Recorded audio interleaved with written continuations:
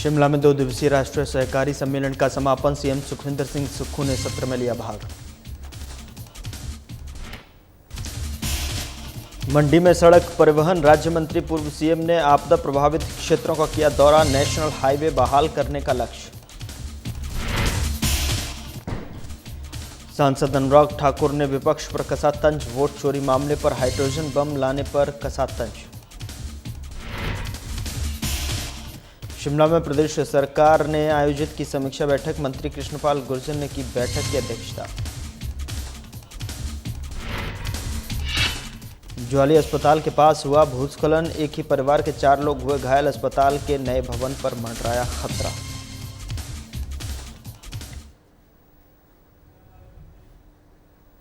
नमस्कार, मैं हूं आपके साथ गौरव राजेंद्र। बुलेटिन की शुरुआत करते हैं। मुख्यमंत्री सुखविंदर सिंह सुक्खू ने शिमला में आयोजित 2 दिवसीय राष्ट्रीय सहकारी सम्मेलन के समापन सत्र में भाग लिया और इस अवसर पर उन्होंने हिमाचल प्रदेश राज्य सहकारी बैंक के साइबर सुरक्षा संचालन केंद्र का उद्घाटन किया और साथ ही बैंक के सहकारी गान और एक स्मारिका का विमोचन भी किया गया।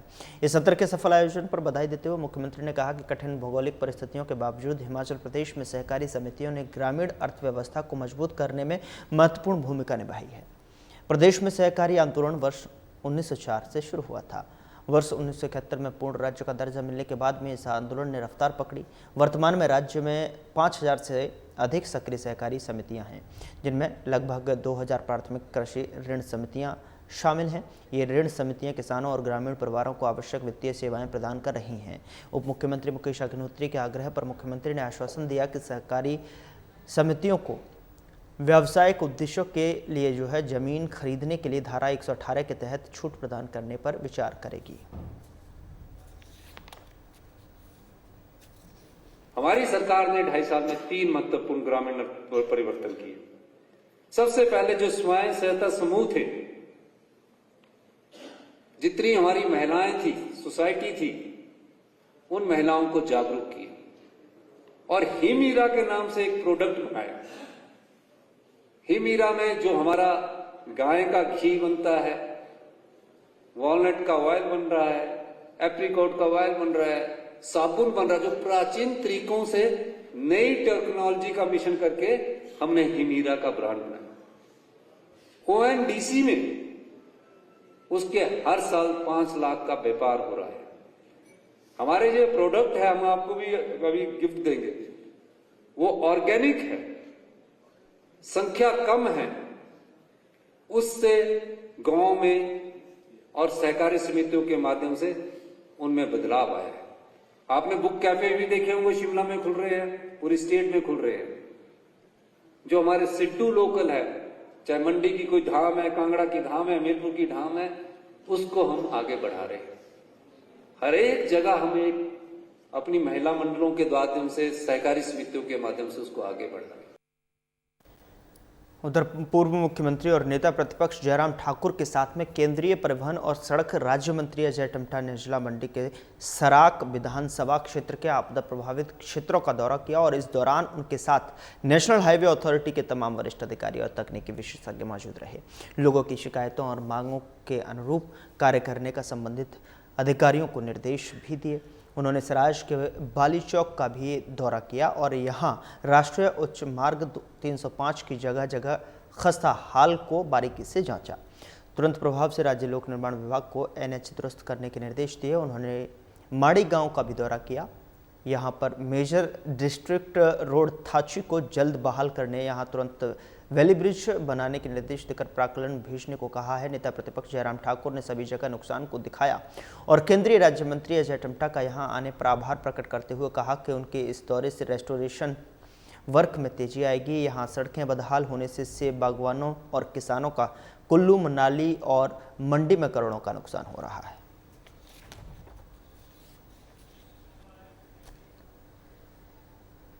सांसद अनुराग सिंह ठाकुर ने वोट चोरी मामले को लेकर हाइड्रोजन बम लाने पर तंज कसा है। बता दें कि सांसद अनुराग ठाकुर ने कहा कि हाइड्रोजन बम कांग्रेस पार्टी की तरह टाएं टाएं फुस हो जाएगा। अनुराग ठाकुर ने कहा कि उपराष्ट्रपति चुनाव में भी इंडी गठबंधन की हार हो गई थी। इंडी गठबंधन को अपनी अंतर आत्मा पर मंथन करना चाहिए।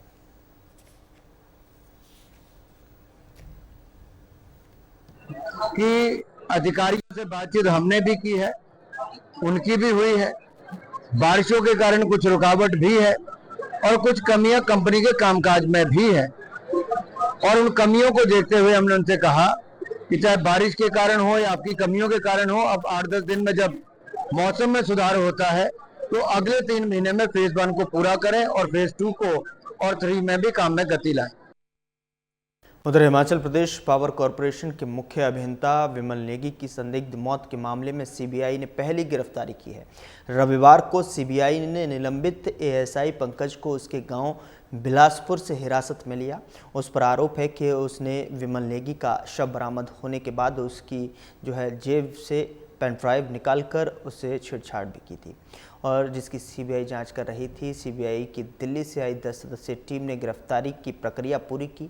आरोपी पंकज को सोमवार को शिमला स्थित सीबीआई अदालत में पेश किया गया। माना जा रहा है कि जल्द ही इस मामले में और गिरफ्तारियां हो सकती हैं।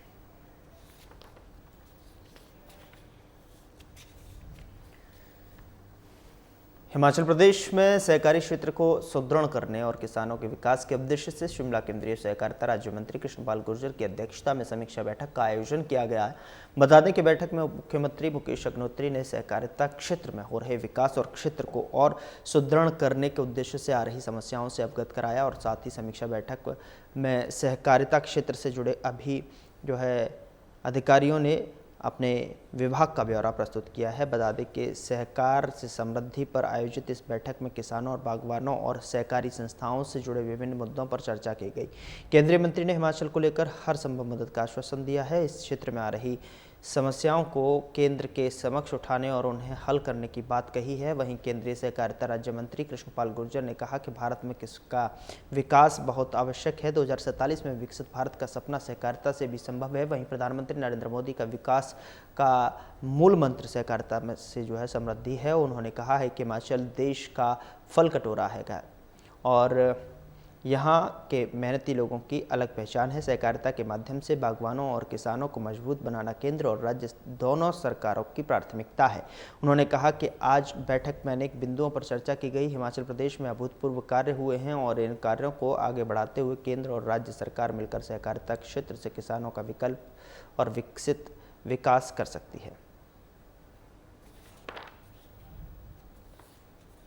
क्या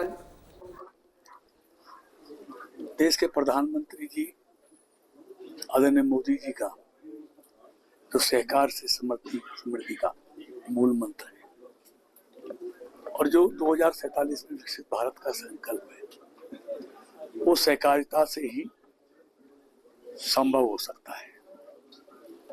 और इस देश के अन्नदाता किसान को अगर समृद्ध करना है, आत्मनिर्भर बनाना है, तो कोऑपरेटिव सेक्टर का विकास और विस्तार होना बहुत जरूरी है। और आज इसी निमित्त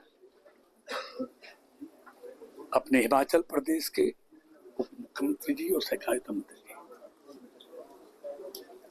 हमारे मुकेश अग्निहोत्री जी के साथ और तमाम अधिकारियों के साथ आज हिमाचल के कोऑपरेटिव सेक्टर की समीक्षा बैठक की गई है, जिसमें अनेक बिंदुओं पर विस्तार से चर्चा हुई है। अब ठीक है कि बड़े लंबे अरसा तक कोऑपरेटिव मिनिस्ट्री केंद्र में नहीं थी और एग्रीकल्चर के तहत ही ये काम हो रहा था। अब इस समय कोऑपरेटिव की अलग मिनिस्ट्री है, केंद्रीय मंत्री जी के साथ हमारे सहयोगी मंत्री भी हैं और फोकस मिनिस्ट्री इसमें चल रही है। और कोऑपरेटिव सेक्टर में आपने यूनिवर्सिटी बनाने का भी फैसला किया और उस यूनिवर्सिटी का फायदा हमें तब होगा कि अगर आप जो उसके चार्जेस हैं वो कमर्शियल यूनिवर्सिटीज के बराबर नहीं रख देंगे। कोऑपरेटिव सेक्टर को देखते हुए आप अगर एफिलिएशन के चार्जेस रखेंगे तो फिर हमारे जो कॉलेजेस हैं वो एफिलिएट हो सकेंगे। उधर शिमला को जोड़ने वाला नेशनल हाईवे 707 पहले से ही दासी और ख़तरनाक था, लेकिन अब हालात और भी बदतर हो गए हैं। कच्ची डांग के पास में बीते दिनों 30 मीटर हिस्सा धंस जाने से सड़क पर सफ़र जो है मौत को दावत देने जैसा हो गया है। छोटे वाहनों को चैम्बर गड्ढों में अटक रहे हैं। भारी वाहनों का एक टायर सड़क से बाहर लटक रहा है। संकीर्ण सड़क पर हादसे का खतरा हर पल मंडरा रहा है। इस हादसे ने जो है 100 गांवों का संपर्क तोड़ दिया है। भले ही प्रशासन ने 8 से 9 घंटे बाद आवाजाही बहाल कर दी हो, मगर सड़क पर सफ़र करना अब भी सुरक्षित नहीं है। इन दिनों सेब और टमाटर का जो है सीजन है। ऐसे में बागवान अपनी मेहनत की फसल दिल्ली ले जाने में भारी परेशानियों का सामना कर रहे हैं। चालक मजबूरी में अपनी जान दांव पर लगाकर वाहनों को इस दासी और टूटी सड़क से निकाल रहे हैं।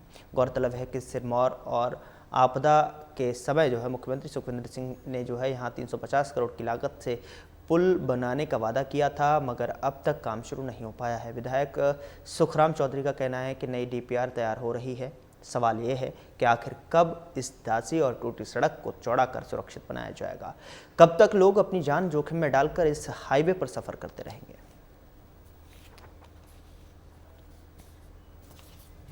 उस समय कमिटमेंट हुई थी, उसकी कंसल्टेंसी का टेंडर लगा था, कोई व्यक्ति आया नहीं, तो दोबारा उसका कंसल्टेंट का टेंडर लग रहा है, उसकी DPR बनाने का।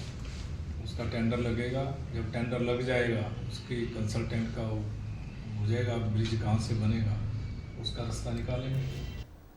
उधर जिला कांगड़ा के ज्वाली में भारी बारिश के कारण सिविल अस्पताल ज्वाली के पास भूस्खलन हो गया।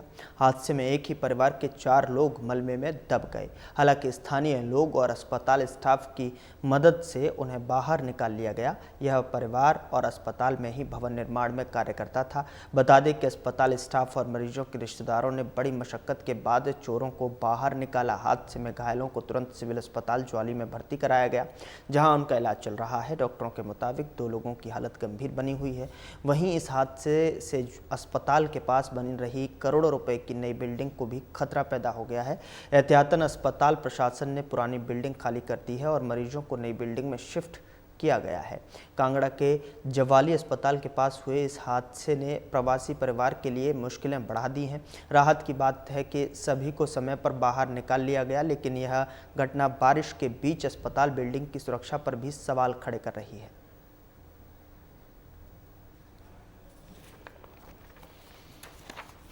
सिविल हॉस्पिटल ज्वाली हो। रात को जैसे कि आप सबको पता है कि ज्वाली क्षेत्र में बहुत ही तेज वर्षा हुई है, जिसके कारण जो हमारे पुरानी बिल्डिंग है अस्पताल की, उसके पीछे भूस्खलन हुआ है। वहाँ कुछ मजदूरों ने जो अपने नई बिल्डिंग का काम कर रहे हैं, वहाँ उन्होंने कुछ अस्थायी अपने मकान बनाए हुए थे। उनमें से रात को हमें पता चला, जब बहुत ही शोर हुआ, तो 2:30 बजे की बात है कि हमने जाके देखा तो कुछ डंगा गिरा हुआ था और कुछ लोग नीचे फंसे हुए थे।